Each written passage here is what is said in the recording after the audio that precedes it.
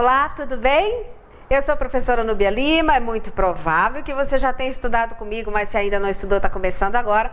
Seja muito bem-vindo e bem-vinda às nossas aulas preparatórias para o TJSP. Na sequência dos nossos estudos, nós falamos a respeito de família e suas configurações e transformações sociais. E agora, nada mais justo do que falarmos a respeito de casamento e separação. Temazinho polêmico que a gente vai olhar aqui, ó, olho no olho, mas um tema interessantíssimo de se estudar. Eu, particularmente, é mais um dos temas que eu adoro e que traz realmente muito conhecimento e muitas reflexões, porque, afinal de contas, a gente está muito próximo dessa realidade entre os casamentos e as separações. Te convido a vir comigo, vamos nos preparar para o que der e vier nessa prova do TJSP. Vamos lá? Comigo? Casamento e separação é o tema que nós vamos conversar. Faz parte dos conhecimentos específicos para o serviço social e é o conteúdo 11 do nosso edital. Eu, professora Núbia Lima, estarei com vocês neste passeio a respeito deste conteúdo. Informações muito importantes. A primeira delas é que nosso foco continua sendo no TJSP, nossa metodologia continua sendo dinâmica, trabalhamos conteúdos e resoluções de questões. As nossas bibliografias serão aquelas indicadas pela VUNESP e outras, se for necessário. O comportamento da VUNESP neste conteúdo é em torno de uma ou duas questões por prova, de maneira direta ou transversais. Vem comigo. Observe, uma ou duas questões para esse conteúdo. Eu particularmente acredito que vai cair uma questão das provas analisadas, como vocês já sabem, mais ou menos estourando duas questões. Uma objetiva, bem direta, tratando respectivamente de casamento e separação, outra naquele velho modelinho da VUNESP, que faz toda uma contextualização a respeito de família, ou de estatuto da criança e adolescente, ou de violência, e depois vem falando de casamento e separação, ou fala de alienação parental, enfim. Aquela saladinha que eles fazem e depois, nas últimas linhas, objetivamente eles fazem a pergunta. Então, pode ser que venha, e eu acredito que será assim, uma questão objetiva, bem direta, objetiva no sentido não de marcar a alternativa correta, objetiva no sentido de ser direta no assunto, que vai falar a respeito de casamento e separação. Se vier outra questão, acredito eu que virá aí dentro de outros contextos que tem a ver com família, estatuto da criança e adolescente, alienação parental e outros conteúdos que vão cair na sua prova, tá bom? Vamos continuar? Vem comigo para o slide. Conforme eu havia dito, a estimativa de questões, uma direta e no máximo outra questão aí transversal, incluindo outros conteúdos. Quanto à bibliografia, a principal bibliografia que nós vamos estudar é essa daqui, Casamento, Término e Reconstrução. Vem comigo. Vamos conversar um pouquinho a respeito dessa bibliografia. Fiz a leitura e o estudo de todo este livro. Um livro bom de se ler, um conteúdo com uma linguagem muito fácil, porém da psicologia. Não traz aquelas reflexões críticas que nós, do serviço social, estamos acostumados e acostumadas a fazer. Mas atende perfeitamente. É importante que a gente entenda um pouco desse universo mais psíquico, mais emocional, né? Mais psicológico no âmbito das relações quando se fala de casamento e separação. Então, gostei de fazer a leitura, né? Foi extremamente agradável. Agora a gente já está na reta final. Eu sugiro que você não faça a leitura, porque eu venho trazendo para vocês, a gente vai trabalhar o máximo de informação possível, sempre voltando e fazendo um link com o serviço social. Lógico que nós temos as nossas companheiras e companheiros da psicologia que trabalham junto conosco, mas a gente vai trabalhar um conteúdo da psicologia com foco em serviço social no judiciário. Eu fiquei me perguntando, por que será que eles colocaram essa bibliografia? Se não foi um erro, e eu acredito que nem tenha sido realmente um erro, eles colocaram exatamente para que a gente entenda e compreenda um pouco mais esse tema, até porque a gente vai atuar junto com colegas da psicologia. Então, sempre vou fazer essa relação com o serviço social, tá bom? Vou trazer pra gente, mas será a nossa principal bibliografia trabalhada neste conteúdo, tá bom? Com mais tempo, depois você lê, é interessante, a gente aprende muita coisa, não a respeito de serviço social, mas para a gente entender esse contexto que é complexo, tá? Falou de família, casamento, separação? São temas complexos e lógico que vale a pena, não tem que ficar lendo só o serviço social. É perfeitamente riquíssimo a leitura do que outras áreas estão falando a respeito desse assunto. Combinado? Então, comigo e não estranhe se você não encontrar tanto serviço social, tá bom? Eu precisava falar isso com vocês. Volta comigo para o slide, vamos ver o restante da bibliografia? Temos aí Simões, que a gente vai usar aí por conta do nosso livro do curso de Direito e Serviço Social, o Código Civil principalmente, porque vai tratar da questão de casamento e separação. Mas, volto a dizer, nosso foco é aqui, ó, tá bom? Vamos utilizar esses dois aqui, muito mais como fonte de citação do que de trabalho realmente, porque a VUNESP não chega a cobrar este conteúdo com essas duas bibliografias, tá bom? O que nós vamos estudar? Primeiro, nós vamos trabalhar o conceito de união entre pessoas. Quais são os conceitos mais utilizados quando se fala de união? Vamos falar dos conceitos de casamento e separação e dessa relação em si.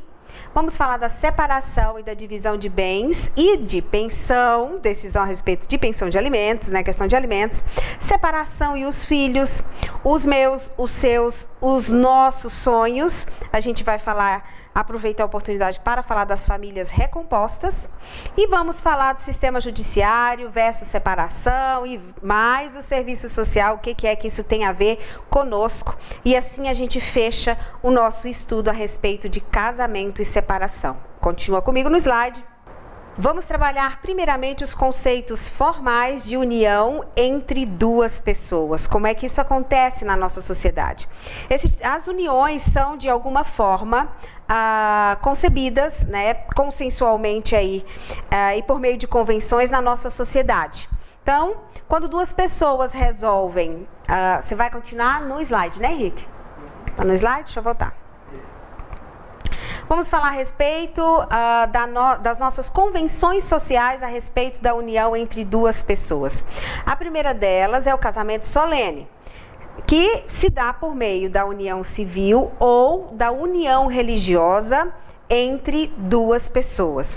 A outra forma, a união estável, que nós temos de uma maneira muito mais simples, que acontece em um cartório, onde as duas partes comparecem e assim é emitida uma certidão de união estável que formaliza a união entre essas duas pessoas. Comigo.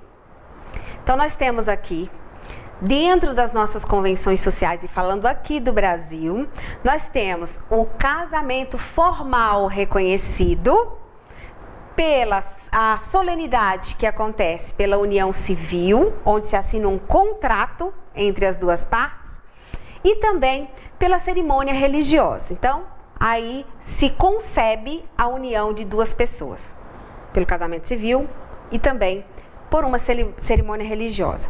Outra forma, muito mais simples e bastante usual nos últimos anos, é a nossa velha amiga certidão de união estável, em que as partes que vivem conjugalmente vão até um cartório de uma maneira muito simples, declaram aquela união entre aquelas duas pessoas e a partir daí se tem uma série de acessos a direitos, ambas as partes, por conta dessa certidão de união estável. Lembrando que essa união estável, essa certidão não significa aquela certidão de casamento no civil. Não muda o nome das pessoas, é algo muito mais simples, objetivo, né?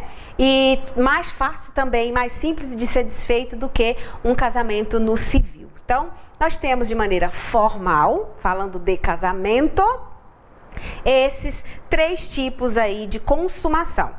Casamento religioso, a solenidade, né, por meio da união civil, mais a certidão de união estável.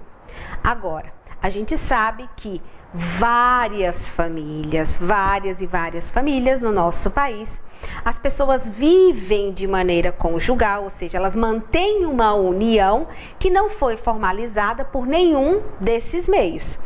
O que a gente está falando aqui é a formalização da união entre as pessoas que acontece dessas formas. Mas isso não quer dizer que as famílias ou os casais que se unem de alguma forma e optam, por qualquer motivo que seja, por não realizar a formalização dessa união, que eles não sejam casados. Legalmente, não. Mas na vida real, no dia a dia, as mesmas obrigações. Isso complica quando? Isso complica lá no momento da separação, isso vai complicar quando for para fins de benefícios, né? No âmbito da empresa, seguro-saúde, por exemplo, porque não tem como comprovar a união. Então, esse tipo de coisa da vida prática pode ser dificultado. Mas isso não quer dizer que essas famílias que não registraram a sua união conjugal, que elas não são consideradas famílias, né? Que elas não são consideradas famílias e que tampouco tem que ser desmerecido a união que elas mantêm. Isso é um cuidado que a gente precisa ter e um olhar bastante atento com relação a isso, porque a nossa sociedade, ela é preconceituosa por diversas formas. E essas famílias, elas têm seu direito. Vai dar um pouco mais de trabalho, mas elas mantêm os mesmos direitos e com um pouco mais de dificuldade, porque vai depender de muitas provas, de testemunhas, quando elas precisarem acessar determinados direitos relacionados à pensão por morte, né, a alimentos, enfim, outras coisas. Mas a gente vai conversar devagarinho a respeito disso, tá? Volta comigo então no slide. Continuando aqui, a gente vai falar a respeito do casamento, né? Formalmente, o casamento implica a formação de uma sociedade conjugal. Então, não sejamos inocentes, né? O casamento consumado é uma sociedade conjugal, que é complexo de direitos, mas também de obrigações. Inclusive em relação aos bens que formam a vida em comum desses cônjuges. Então, seja no casamento civil ou no casamento religioso ou por meio da união estável, essa sociedade conjugal se faz presente. Outro conceito para o significado de casamento, no dicionário traz, que é o ato solene de união entre duas pessoas. Ou seja, é um casório, um matrimônio. Pode ser também conhecido como uma cerimônia que celebra o vínculo conjugal, ou pelo matrimônio.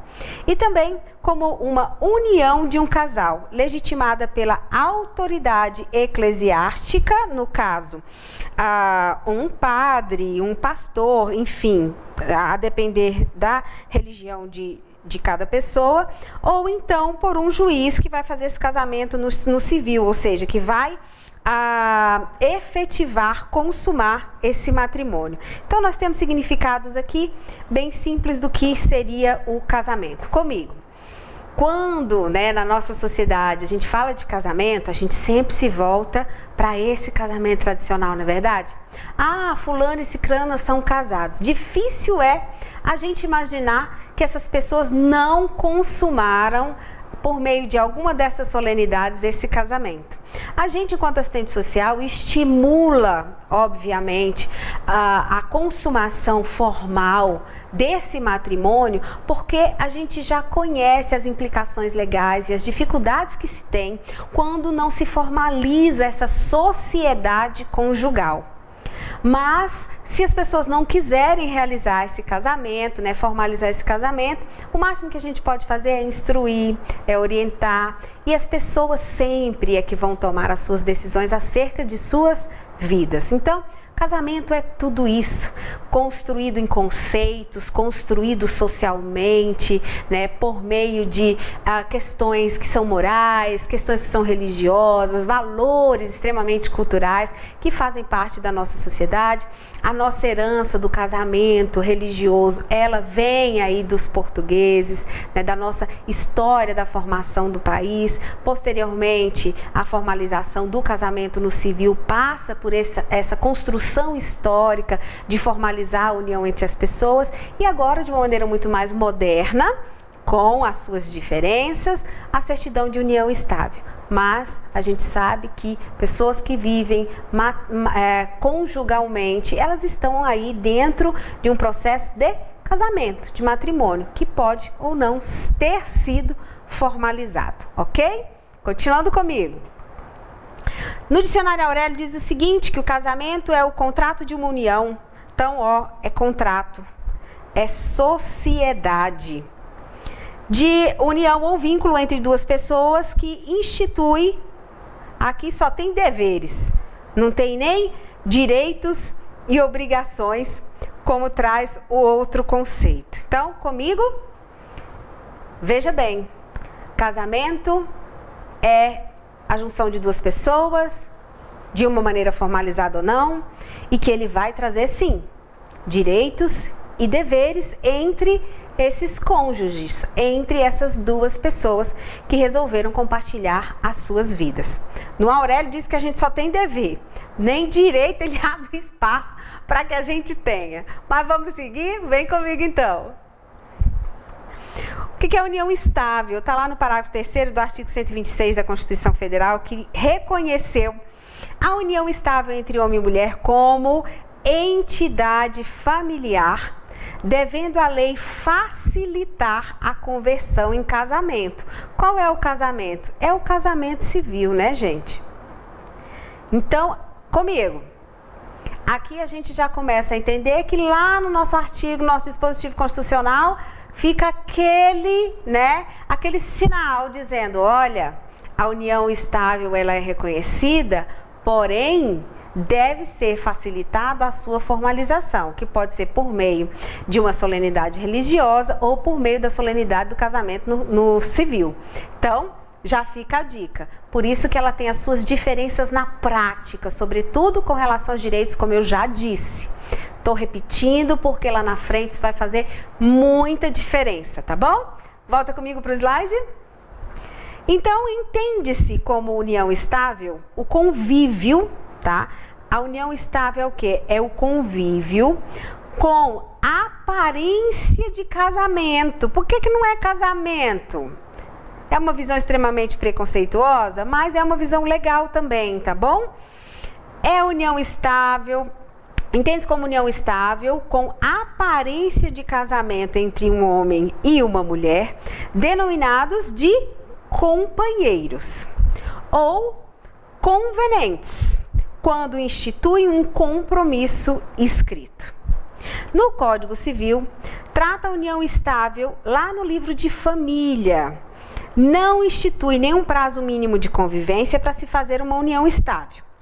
Em face de sua equiparação ao casamento, aplicam-se-lhes os mesmos princípios e normas dos direitos e obrigações de alimentos entre os cônjuges. Então, o nosso novo Código Civil reconhece a união estável presente lá no livro de família e vai equiparar, ao casamento, aplicando-lhes os mesmos princípios e normas, direitos, obrigações referente aí à questão de alimentos entre os cônjuges. Comigo, perceberam que tem sempre essa intencionalidade de levar as pessoas a formalizarem as suas uniões, os seus relacionamentos, chegando a denominar a união estável de casamento aparente. Aqui diz que as pessoas são denominadas companheiros. E aí a gente começa a sentir que teoricamente o que está posto socialmente tem um peso. Quando você vai lidar com pessoas que às vezes ficam constrangidas, determinados casais, quando você pergunta, e aí você fala, vocês são casados? E as pessoas dizem não, a gente só é companheiro, a gente só vive junto. Mas não é isso que é ser casado, né? A gente fica se perguntando, e o que é ser casado? Legalmente, ser casado só vale se for no civil, vale alguns direitos para a união estável e vale também a solenidade no religioso, que tem aí o seu reconhecimento para o Estado. Isso é casamento. Marido e mulher, esposo e esposa, está dentro dessa formalidade legal. Fora disso, socialmente, a gente vai se deparar com inúmeras denominações, ora extremamente preconceituosas, e a gente precisa ter muito cuidado com relação a isso. Porque se as pessoas estão vivendo maritalmente e se elas se consideram assim casadas, a gente tem que ter cuidado na hora da fala e na hora da escrita, porque de explicar que o casamento não foi formalizado, mas que a união, né, e a vida cotidiana daquele casal, ela se equipara a um casamento que ainda não foi formalizado. Então, tem que ter cuidado, né, e a gente tem que repensar um pouquinho a respeito disso também. Vamos continuar? A união se caracteriza por meio da prova de uma relação material e afetiva, que sugira o casamento de fato. Então, é como se a união estável se esperasse, né, que ela seja um próximo passo para o casamento de fato. Casamento de fato é o mesmo casamento legal que a gente tem falado. O que significa não somente a convivência física, mas também o envolvimento espiritual e fidelidade mútua. Com relação à união estável, a lei não exige a coabitação dos seus companheiros como requisito essencial. A convivência sob o mesmo teto é um dos fatos que comprovam fortemente a relação, mas ela não é imprescindível no âmbito da união estável. A união sem coabitação pode ser reconhecida em situações especiais, quando presentes outros aspectos que tornam indubitável, ou seja, que não deixam dúvidas, a constituição de uma família. O traço essencial da união é a estabilidade nesta relação, mesmo que as pessoas não coabitem, ou seja, não morem embaixo do mesmo teto. Comigo. Curioso isso, não é? Mas é isso que acontece. A questão da união entre duas pessoas e a união estável entre elas se dá por meio desse relacionamento, por meio dessa relação familiar, conjugal, espiritual, né, de afinidade, de convivência. Mas isso não significa que essas pessoas precisam estar embaixo do mesmo teto.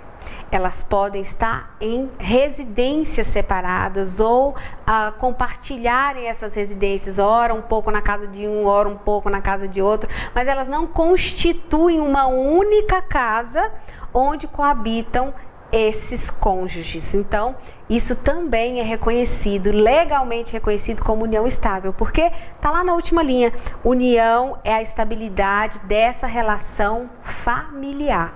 Se existe essa relação familiar, então existe a união estável e a partir dali pode-se e deve-se ser garantido os direitos que estão previstos tanto para o homem quanto para a mulher ou para ambos que compõem essa relação. Perfeito? Vamos ver o que a gente tem pela frente? Reconhecimento da união estável entre gays. Comigo. Por que eu deixei dessa forma? Exatamente para atentar ao uso do termo.